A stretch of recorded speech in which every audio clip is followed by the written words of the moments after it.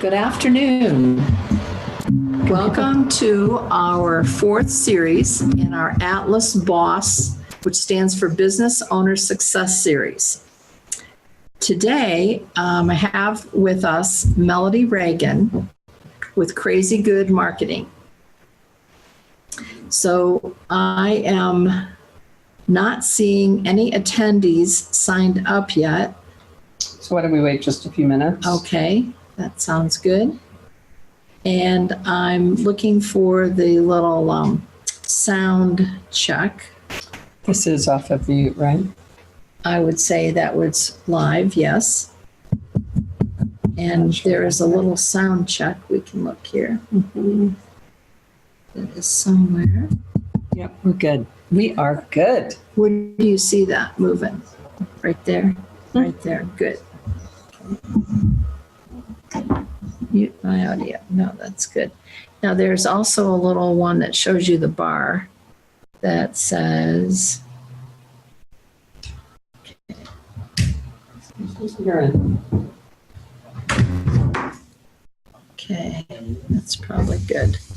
So far we, Just give it a minute. It's saying 11 participants. okay. All right, I'm just not, welcome everyone. I'm just not seeing, Click on the participant. Yeah, you have 11 participants. there we got everybody. Excellent.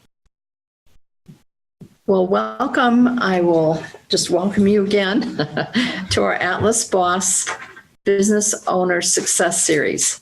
And today we're going to be doing our fourth in the series. And the title today is Marketing Matters.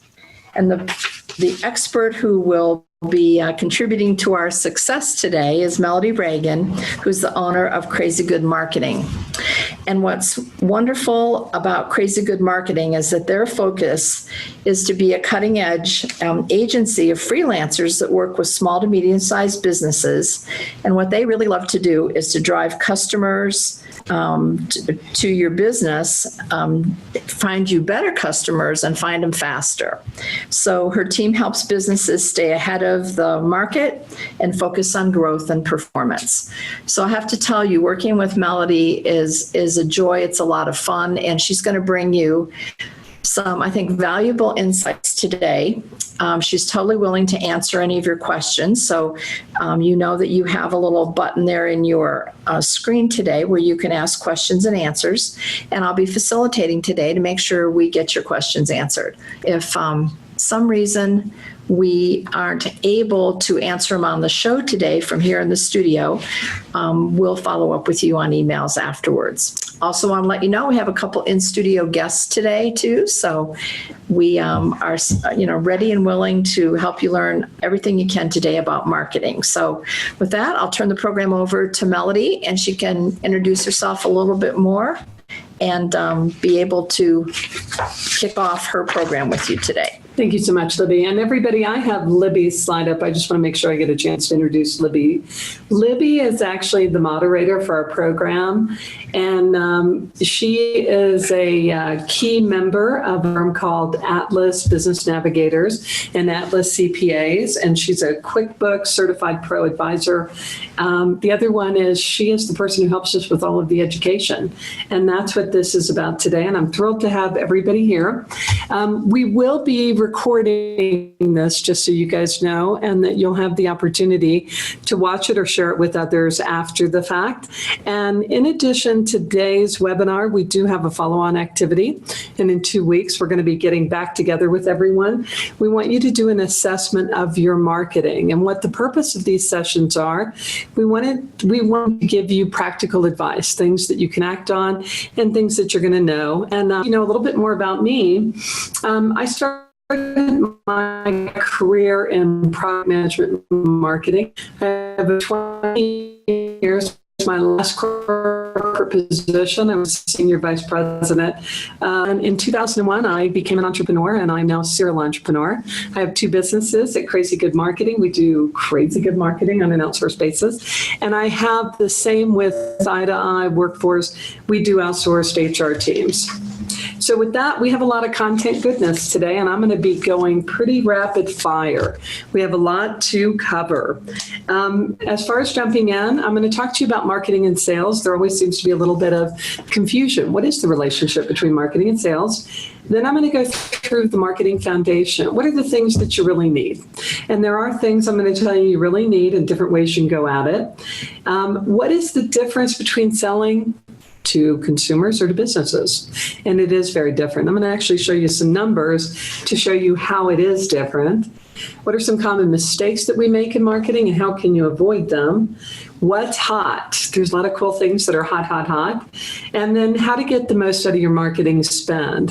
What I'm going to tell you is that marketing over the last 5 years has changed extremely dramatically.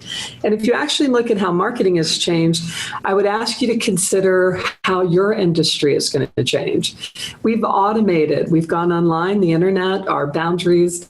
We're living in a global world. So for our first Q&A, I'm going to keep going, but what I would really value is for the first Q&A, in your participation, if you guys would go to your screen, I would like for you to share what is your biggest marketing challenge. And you know what? We have a couple of in-studio. I'm going to ask our in-studio guests just to get the ball rolling. Lonnie, what's one of your biggest marketing challenges? The idea of making sure that your brand is aware, that it's out there, the clients or prospects know what you do and how you can help them. So brand awareness, so it's connecting with your target audience and that they're aware of you. How about you, Jim? What's one of your biggest marketing challenges? I think because a lot of our products are in the insurance industry, which is highly commoditized, it's communicating to people that we don't do business in a commodity fashion. Oh, great. I agree with Lonnie, too, that it's about connecting to people. They're overwhelmed by the amount of information that's being thrown at them and what's true, what's not true, that people almost become immune to it. So it's really hard to get yourself noticed in all the traffic. All the noise. Excellent observations. Just so you guys know, when I first started in marketing, the number of exposures for somebody to recognize your brand was 7. Some sources will tell you today it's 15. I'm actually going to tell you, I think it's somewhere 30 to 50. So I think it's a lot more than a lot of people think. And Deb, how about you? Deb has a PR firm. What would you say is one of your biggest marketing challenges? I think for us, one of the biggest challenges is making that connection with potential clients early on. Dealing with crisis management, you want to be able to connect with clients before they need you. And so it's always a challenge to build that relationship and convince them of the need before all hell breaks loose. You know what? It's about connecting, building the relationship, and being top of mind when they actually need you. All right, we're going to talk about marketing and sales. And what I'm going to share here is probably going to surprise you. Marketing and sales is the perfect partnership. And here's what happens when we talk about sales. Sales actually has a process. And you guys, there's a couple of fantastic books that I recommend for sales.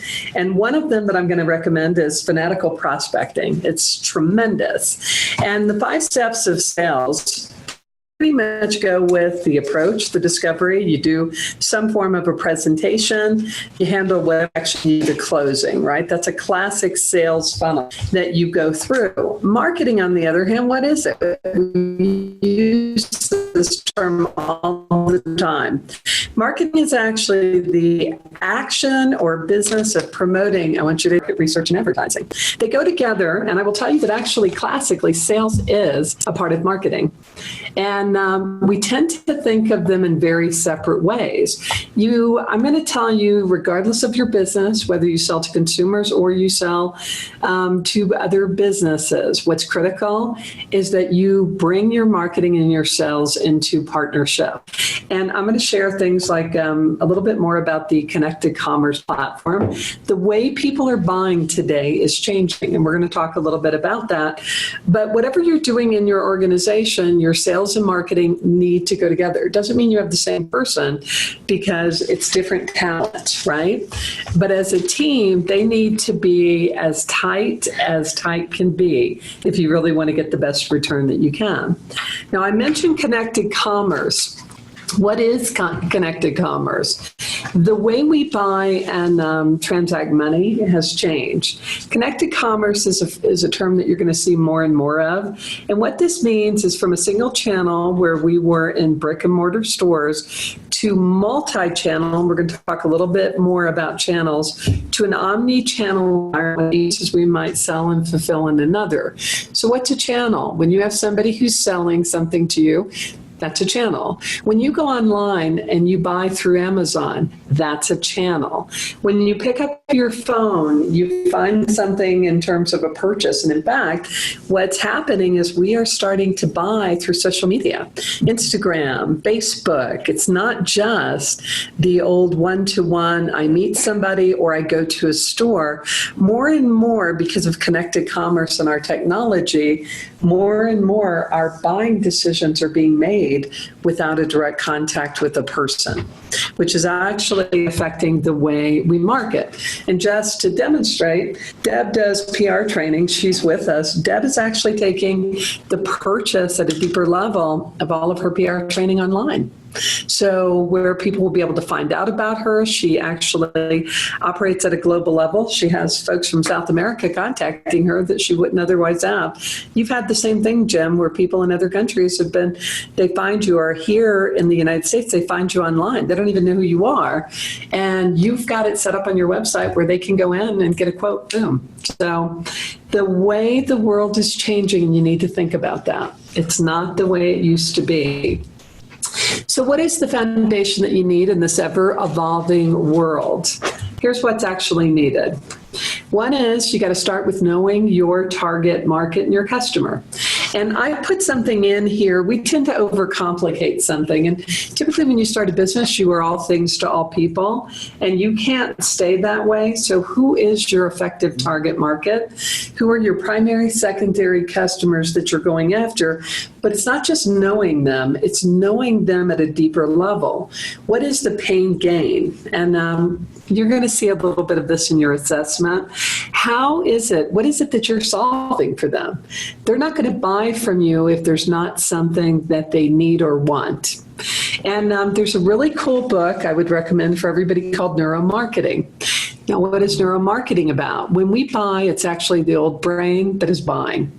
And I don't know if you guys go, and we love all of our cool titles, et cetera, where we overcomplicate things. If you are meeting a group, what happens with the way our mind works is we want to get you into a set. We group information when we take it in. So, Libby, for example, knowing that you do QuickBooks, right? Mm-hmm. For me to understand immediately when I meet you that you're in accounting and you do QuickBooks, if you get me into a ballpark, don't overcomplicate it. Like if you come to me and go, I am the czar of special software that processes all of your cash flow, right?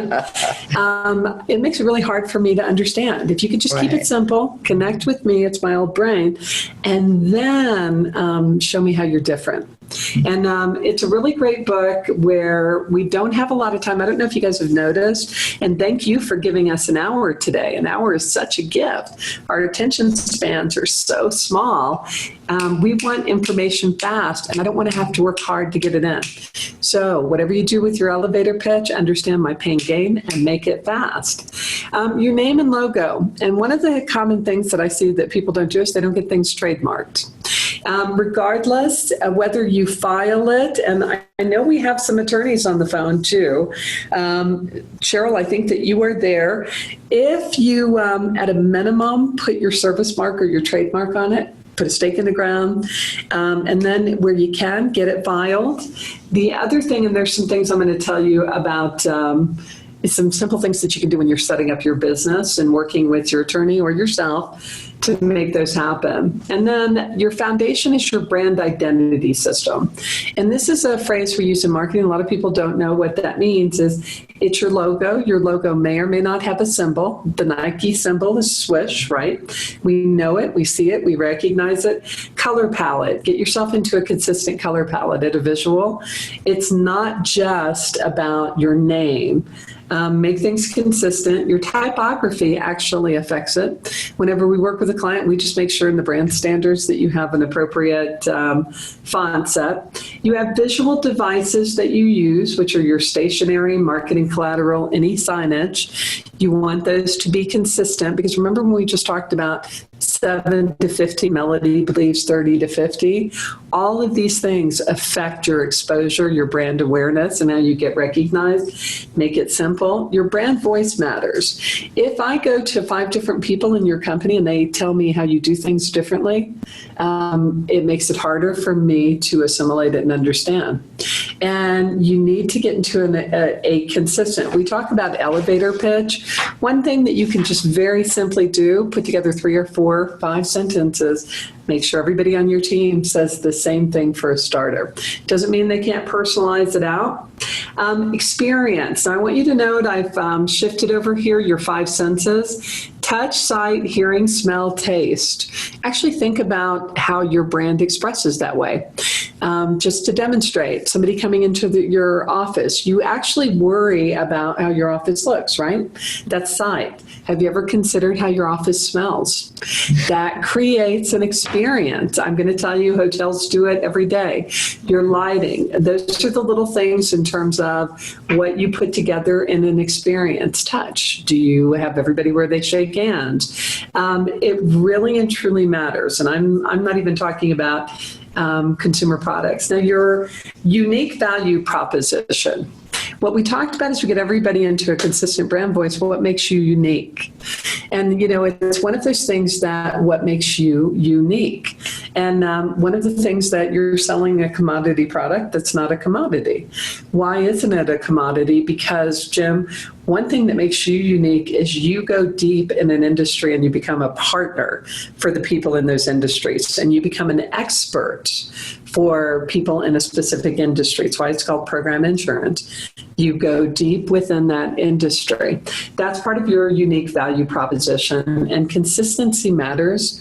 If you change your message and your brand every day, you're going to confuse people. Same thing, but it's not just about you as the owner, it's every single person in your firm. The other one that I consider a foundation, you have to have a website to be in business today. It is table stakes, even in a relationship business. So for example, professional services tends to be a relationship. I might meet you in an event and I want to come back and I want to check it out. I want more information. Your website is table stakes. Ideally, your website is SEO'd. We do work with some clients, they can't SEO it to begin with. So we get the website up, then we come back and we SEO it. What SEO is for those, when people ask you about it, it is search engine optimization. Your website has to be found. There are specific keywords that people go in and they look for. And if your website doesn't have those keywords, they're not going to find you. You're not going to rank. And then what you want is you also want to rank with what's unique to you. You know, I've had clients that even for their name, they don't come up on the first page. Slow down, get your SEO put together. Now, why does that matter? People do 6 billion searches on the internet every day. And of those 6 billion searches, interestingly enough, Google is the number one, 4.4 billion, followed by Bing. I just want you to look at how it falls off with Yahoo at 536 million. The other one is people also look through social media, and I'm going to surprise you with something.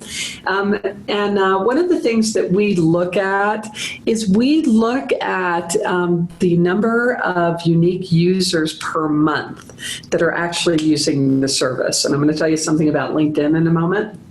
Facebook is at 1.8 billion, followed by YouTube at 1.5.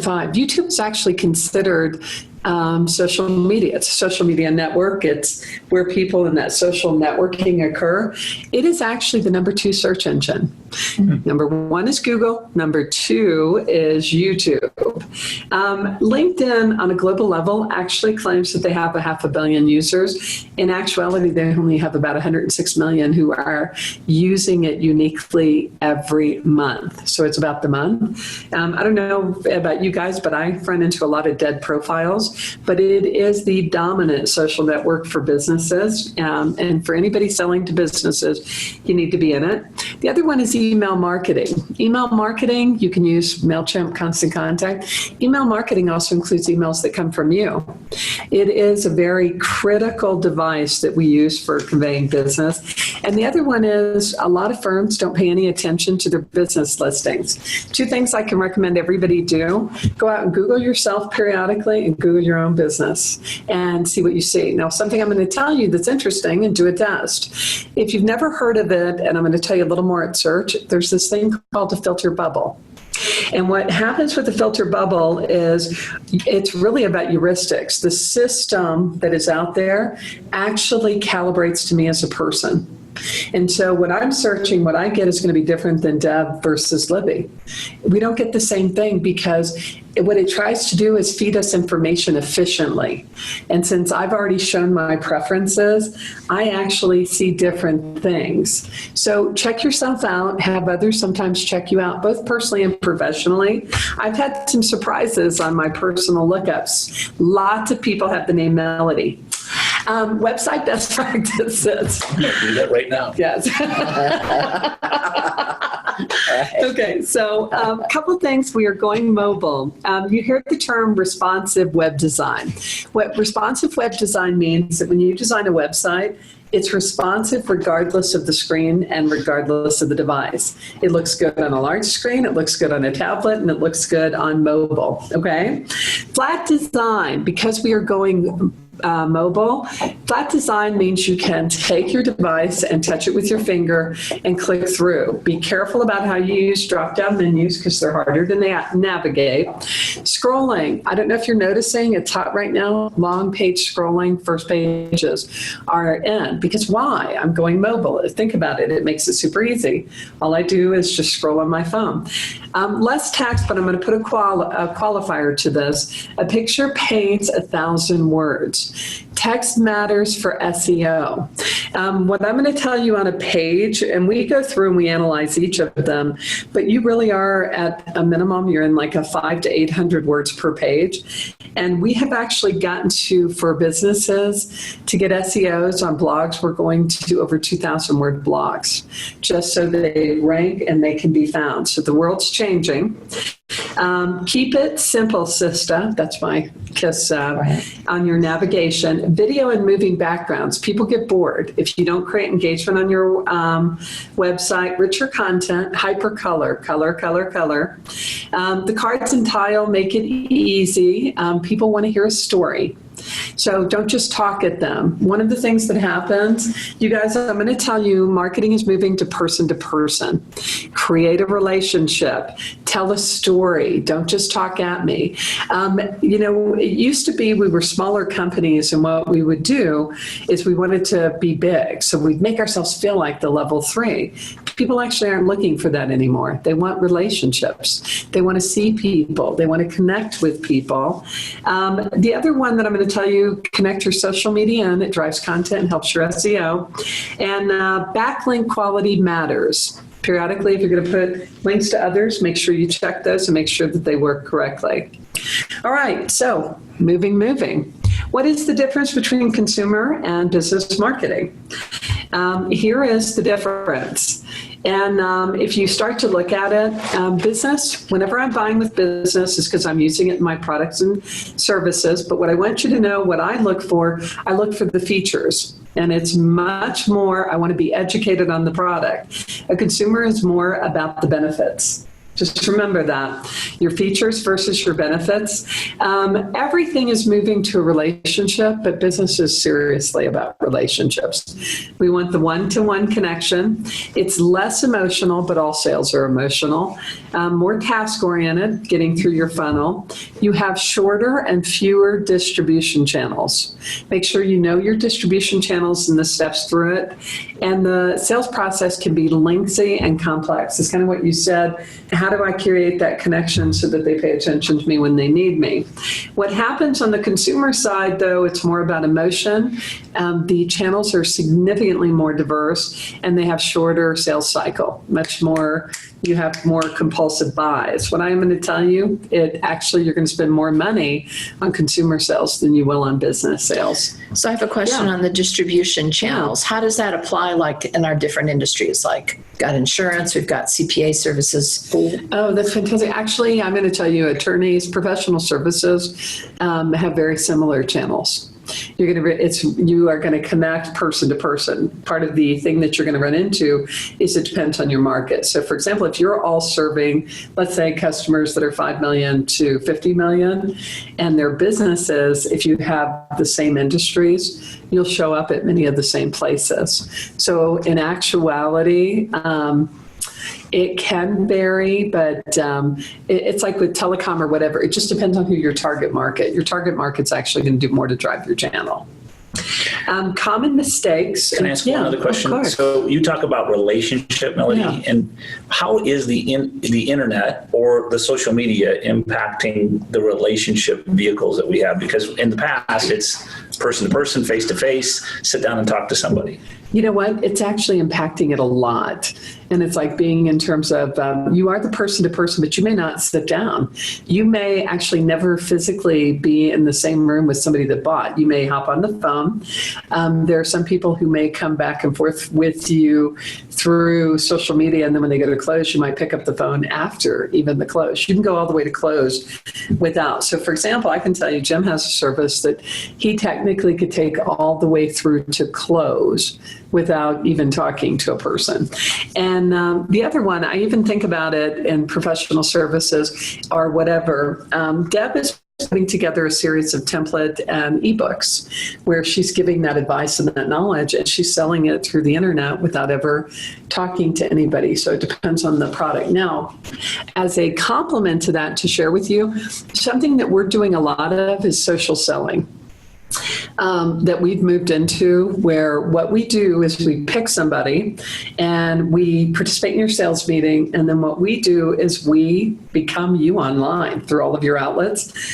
And if you're going after this company and this person, we start pursuing them online and putting content up about your firm and you in front of them. So you might have met them, and then all of a sudden they're in this group and we're posting to this group, or we send them something through LinkedIn. And so what we do is we make social media as part of your sales process. And it's crazy effective because they may have met you once, then all of a sudden, oh, there's Atlas. Oh, there's Atlas. Oh, there's Lonnie. And then Lonnie reaches out and sends something. So we're adding the online into the sales process. And it's how you build a little bit more of a relationship, because I do a lot. Like I can tell you, Jim and I text and send emails. Okay, meet here. So-and-so, can you follow up? I mean, it's rare that we actually get on the phone. So this makes me, is this kind of the thing we experience if I go look at Zappos up for a pair of shoes, I could be on an accounting site doing something else, and then all of a sudden there's the Zappos shoes that I looked at. By the way, that is retargeting. That is a form of advertising, and that's where, just for everybody to be aware, so that the internet adapts to you. And what happened is you visited Zappos. Zappos actually built that ad. We do this all the time, and what they do is we follow you around and pop it up. So that's what we do, and we do that on purpose. Common mistakes: not getting your target market right, aiming at everyone, not knowing what your customers really want. You know what? Slow down and ask them sometimes. Why'd you buy? What are you interested in? Why didn't you pick another firm? Inability to formulate your unique value prop. 25 words or less, please. Not super long, remember, poor attention spans. Insufficient budget. That happens for us all the time. We only have budget that we have, but you can't, set your expectations. If your budget is less, which is okay, work in your budget and understand you aren't going to get a Cadillac when you can afford a used car, right? I mean, it's like in that balance with anything that we do as businesses. A little bit of one of the mistakes people make in marketing is do it yourself. As a business owner, leaders of a firm, leaders of your business, you need to be involved in your marketing and sales. However, don't do everything yourself. There are serious expertise and there are things you can do that are incredibly inexpensive. I have watched, there's 2 clients that I currently have, and bless their hearts, they went out and they set up Squarespace websites, which are fine.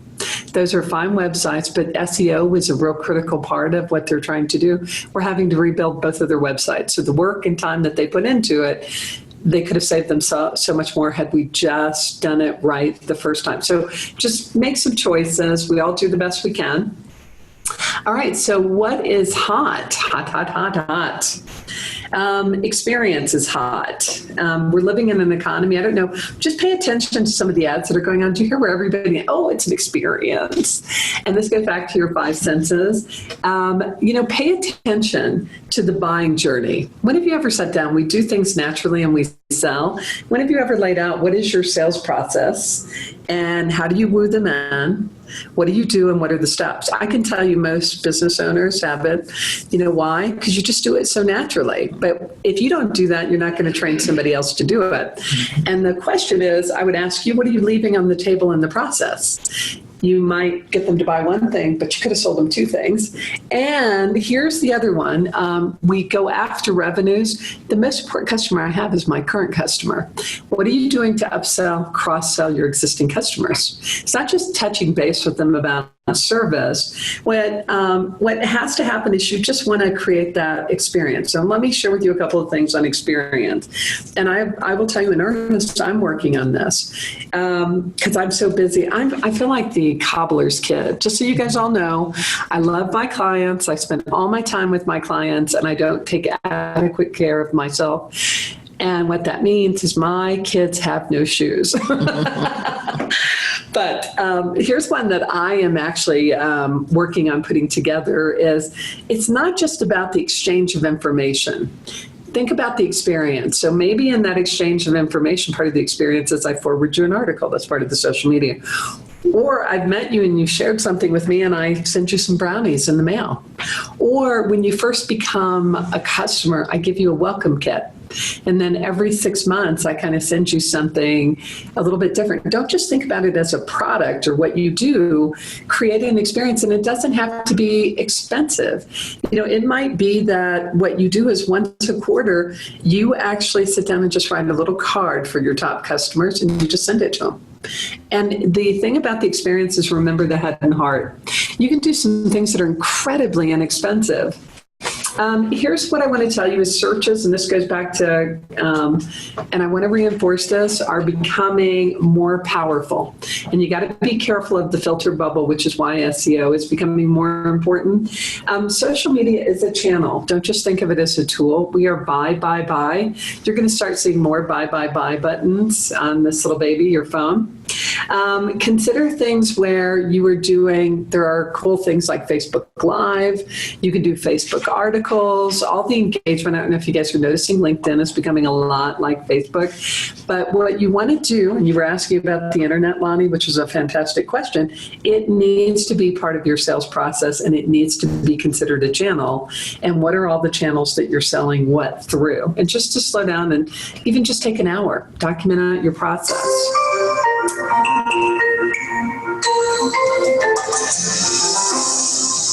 So what I want to share is videos are the new paragraph. Streaming videos, you have your phone. They all don't have to be perfect. Pick what you have that's produced and pick what you can do yourself. Video blogs, remember our number 2 search engine, YouTube.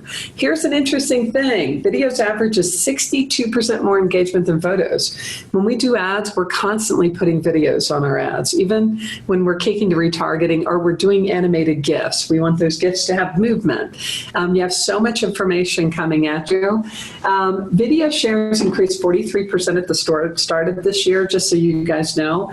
And if you look at Facebook Live, and where we're going. So pay attention to what you're doing with video. Have some form of a video. Do video blogging. You don't have to make it all professional, but make sure that you're getting video brought in. The other hot trend, mobile. And if I haven't said it enough, mobile. Mobile optimized and responsive websites are a must. Now, here's something that's starting to happen for us. We're going into a lot of custom app development. If you go out to castlerockedc.org, we actually build a fantastic app for them that you can actually view all of their commercial properties online, and it downloads where it will download to an iPhone as well as a Windows device, where you can go out, and it's beautiful. It's absolutely beautiful. I have another client that we are fixing to, she does specialty work, and we are fixing to put together an app that she can give to her clients and actually charge for. Think about apps that you have. Think about templates that you can sell. You are an expert, and we have moved into just doing targeted campaigns on mobile. You hear about content all the time. You guys are getting like a serious, this is like every foundation. This is a lot of information. We use the phrase curated content. Ever wondered, what does that mean? So here is what curated content is really and truly all about. It is, if you guys look at this slide, and we will have the presentation available for you, it is the act of discovering, gathering, and presenting digital content that surrounds a specific subject matter. We've taken what is digital and we actually print and do other things with it, but it is building your presence within a subject matter is what it comes down to. And it is gathering and sharing, but what's important is we also push it out through multiple channels. It's not just about one channel. Part of curating is many channels coming in and many channels coming out so that you are optimizing it. What is important though is context, curated, and custom. Content is king and queen for you. You want to demonstrate your knowledge, create that relationship. But I want you to know, now here's something, and I've already talked to you about the filter bubble. Google's knowledge graph and instant answers will drive a shift in the long term for long form content. Have you guys ever noticed you go to Google and you start to key something in that you're looking for, and then it adds extra words for you at the, by the way, that's for you. Just do a little test in your own office, again with the filter bubble. You guys are going to get different ones. That is the knowledge graph and instant answers. What we're trying to do is we're living in speed. So remember, in your marketing, Google's trying to make it fast and easy for us. So that is what's happening all the way around. Another big thing that's happening is data. Measure everything, before, during, and after everything. On top of that, you have companies that are going to start selling data where they're big enough. They have information. They're telling you how people are behaving. So make sure that you are tracking your data. And we live in a world in our marketing, we measure everything. It's like if you have somebody who's doing SEO for you and their response to you is that they just adjust their SEO once a month. I live in a world, so when we're serving our clients, we will rough out concepts and we'll send it to you, and it won't be perfect. We're roughing. We like the efficiency. We make our choices and then we move through it. When we put ads up, you guys, we're tracking them almost daily. And the reason for that is, like, if we do the A/B testing, I don't want you wasting money for a whole month. The world changes in an instant. So much so, I just want to tell you, as a person, even in this moment, biologically, every second that goes by, you are a different person. Your neural nets right now are reforming. That's part of neuromarketing. You are not the same person that you were when you started. If you think about how we are, I can assure you what's happening on the internet is even bigger, and tracking that and how people are operating. So the other few I want to let you know, search is totally going beyond search engines. What typically happens, people will start their search and then they go someplace else. They take alternative steps. So don't just live in a search engine. I don't know about you guys. If I'm going to go buy a bottle of wine, I immediately look up rankings and I look for comparatives. And I might be looking at one bottle and then I shift to another. Look at your own behavior as to how you do it. I might be going out, I'm looking for a CPA. How do you compare with others, right? I'll go look online, or I might go to a place that does ranking. Sit down and pay attention. Search is more than just search engines. The Internet of Things, wearable technology, I've already told you about apps, the way the world is changing.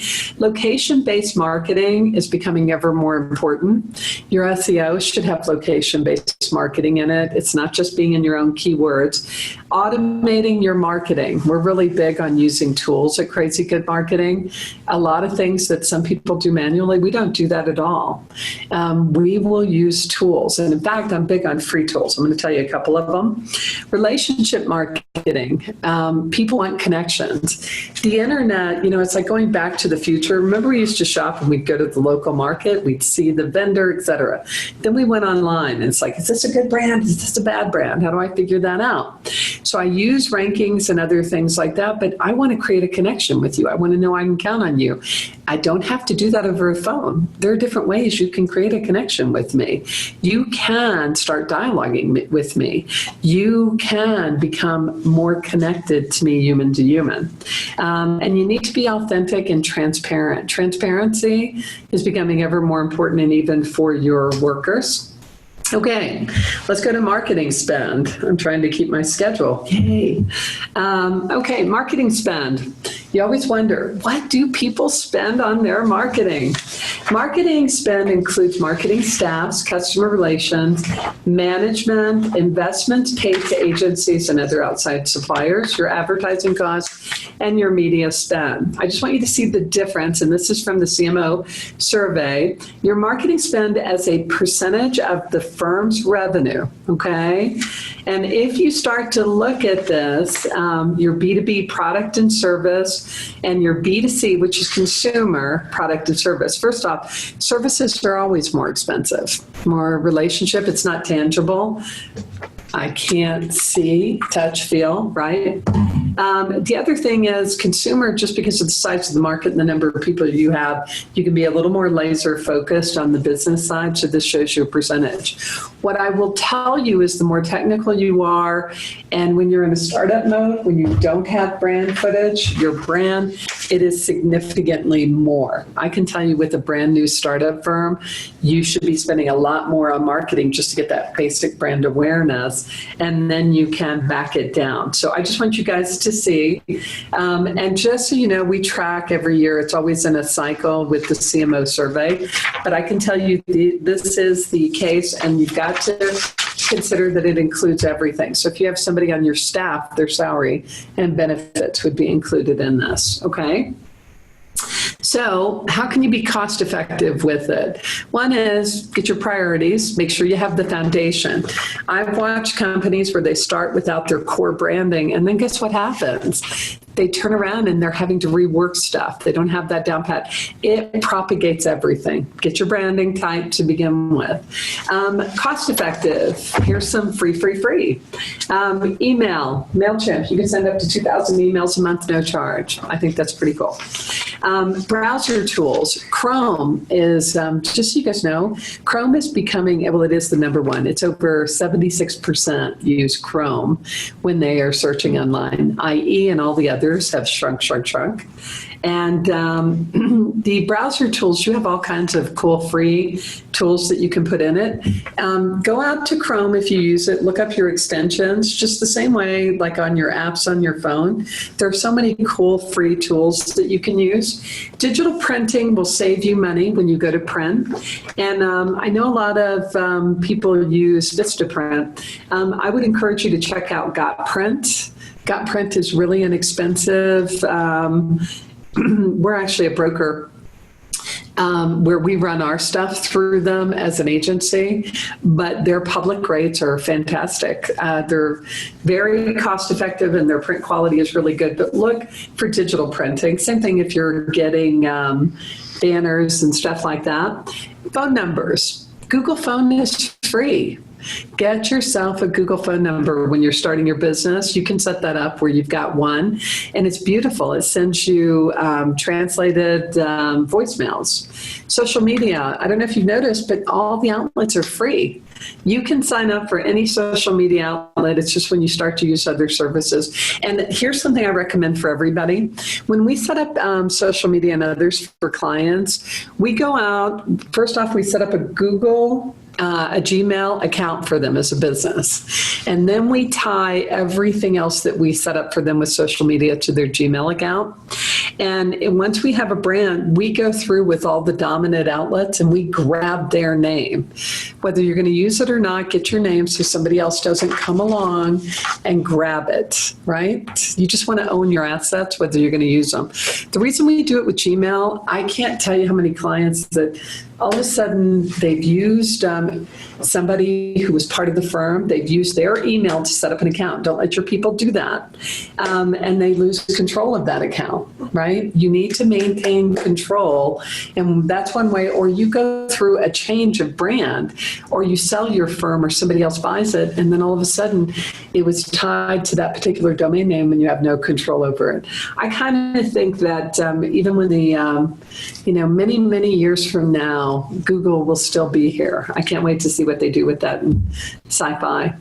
Websites, you can do free themes. I do recommend, though, if you do a WordPress, get a paid theme that has a community around it because it has more capabilities and you can get it for anywhere from $40 to $60. Inexpensive, worth the investment. Google Analytics, Google Web Dev Tools, free. Hotjar is a heat map. You can do up to 3 pages, free.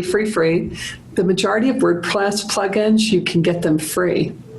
The other one is checking it out. You can do searches on USPTO, which is the trademark office. The one thing I try to tell all firms, you file your company locally. Always pick up your trade name when you're at it for local, is what I always tell them. And it's maybe $10, $20 for you to do that. Okay. So my bit of advice for you in a short term is focus on your sales process and what your customer life cycle is, how you bring them in, how you keep them, how you upsell, cross-sell. And if you haven't documented that, I would suggest that you do. And that is really what your funnel, what you should be focused on. This is my customer, how I bring them in, how I upsell and cross-sell them. So I'm going to pause and say thank you for letting me share so much information. You guys are killing it because I know what attention spans are like. Does anybody have any questions? Let's see here. I'm not seeing anything show up here. Well, one of the things I think, Melody, that you pointed out is extremely important is that we do get caught up sometimes, you said this early on, about marketing versus sales. Yes. And it's very difficult for me to even know the distinguishment, quite frankly, because I think we're marketing, but at the same time, we're trying to develop new business, and is that sales? I think it's very important that we realize that it's almost true in any business. It is. That's, by the way, Lonnie, I think that is absolutely the case. And if you don't get them integrated, I can tell you hands down, you're sub-optimizing. It is, they are no longer, it's not separate, they are together. And that's part of, if you look at your process, that doesn't mean that you don't have different people doing parts of it. What happens is we kind of associate, well, I have this person who's making the call and this person, but that's true in any marketing. I have videographers versus social media people versus, it's like as far as you have different skills. By the way, do you have any pain gains that you can tell me about? That the pains that people had at the beginning, Libby? Did anybody share any? I haven't seen any responses come from those. Okay. Any other comments or questions? Yeah, I'll make a comment. Going through and listening to you talk about all the social media and online things, that's why we use Melody's company and all of that. There's no way I can't even wrap my brain around it. And imagine that it changes like it does. Week to week. And I don't know today, your business has to be ready to change your marketing, branding, sales strategies continuously. Change has got to be the norm of what you're doing. That's right. I was talking to one of my partners the other day, and I said, it's an amazing thing when you look at the amount of M&A that's going on. And I don't care whether you're in accounting or legal or whatever it is you're doing. You probably have more customers, more clients that are going to be going out the door due to selling their businesses. There's so much M&A activity out there that if you're not actively rebranding and bringing in new business, your firm is going to continue to shrink, and you'll be one on the auction blocks at some point in time, simply because you haven't turned the corner fast enough. By the way, that's excellent. You know what you made me think of? One thing super fast is, I get people who ask me brand versus taglines. Your brand is your name to start with. You obviously have to it, but getting your name right, names are hard to change. Taglines can change. Don't feel like your tagline can't. You could have a different tagline every year, because exactly what you said is your business is going to change. Where you're at, what you evolve into, your business takes on its own identity so that you can change it. But there's something to be said. I can tell you what marketing has gone through, others, your business is going to go through that. And the question that I would say to you, ask yourself how your industry is automating, and are you getting on that ride? Because I came out of corporate being a corporate executive, and all of a sudden I can tell you when marketing started shifting, there were a lot of people that were my colleagues, and it's like, I can't find a job. And they were senior chief marketing officers. Part of the reason they couldn't find a job is they no longer knew the tools of the trade. So Libby, you said we had a question? Yes, this is from Bill, and Bill is in the travel industry. Fantastic. And Bill says, we have completed many facets of our business that allows us now to support other companies within the travel industry. We have 4 specific target markets, but not sure where to go from here. How do you focus on what steps are first? Oh, so picking, Bill, between your 4 target markets, I would look at 2 things: size, and then complexity of the channel to connect. So it's like the cost of the conversion, and just depending on where you're at, I want to go where I'm going to get the biggest wins fast. And it's looking at your channel to say, how can I connect, and what is the complexity of the conversion? And then, of course, on your target market, part of the complexity of conversion is, can they afford it? One other one that I'm going to share with you guys, something that is coming up in the buy sell online. Portals are hot, and you're going to see more portals. People don't know who to buy or sell to, and what's happening is you're going to see portals where in the buy sell, people can go online and know these are the people that are in this portal, and I know I can trust them. It's good, it's bad. And in a way, your social media networks are kind of portal based. So start watching. There are going to be portals, and ask yourself, particularly for travel, where do you have opportunities where you could maybe tie into a distribution channel that gives you exposure? You might have to give up a small percentage for it, but are there some portals that you can tie into? And Bill, if you send me an email or let me know a little bit more about your 4, I'd be happy to give you a little more detail on your question. Anything else? I don't see any from the audience at this point.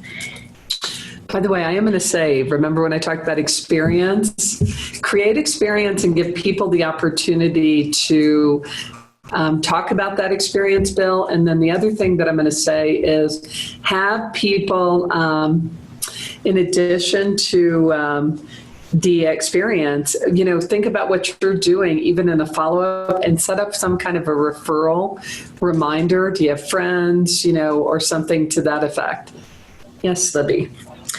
Bill just says, thanks for that information. Oh, very nice. He'll connect up with you a little bit later. Fantastic. Okay, so as a follow-up to the webinar today, I did put together a Marketing Matter worksheet. All this is it's a marketing self-assessment. just for you to go through and see where you're at with some of the things that we've already talked about today. You don't have to turn it back in. This is for you. And Libby has sent that out. And for anybody who didn't get it, Libby will send that. We have scheduled a follow-up open discussion on Wednesday, October the 11th, that we shared this, and we'll remind everybody. Please rejoin us. It's just going to be an open discussion. I hope as you fill out your worksheet, your own self-assessment, you'll have some questions, and I just want to get back together and help you answer some of those questions. Yes, and as follow-up for today's session, we are on a constant path of ongoing improvement. So whatever information you could offer us on how to take our BOSS, our Business Owners Success Series, and address either topics that you're really interested in, or again, how to improve what we're already doing, you can just email those responses to me. And if you've got some interest in the follow-up session that Melody just talked about, let me know about that. But everyone on the call today will get a reminder about that. Fantastic. And then, Libby, the one other one, you guys, the Atlas Boss series, we actually have a session every month, the last Wednesday of each month. And coming up in October, we have tax planning, which, wow, is that like exciting? But actually, where it's exciting is when you get ready to do your taxes and you don't have like this huge tax bill that you didn't know about. So our presenters next month will be Lonnie and Eric from here in our office, plus some, I think Justin Vaughn, who's an attorney, will also be on the call. Love it when you have some questions. If you'll send them to me, we'll kind of work from that.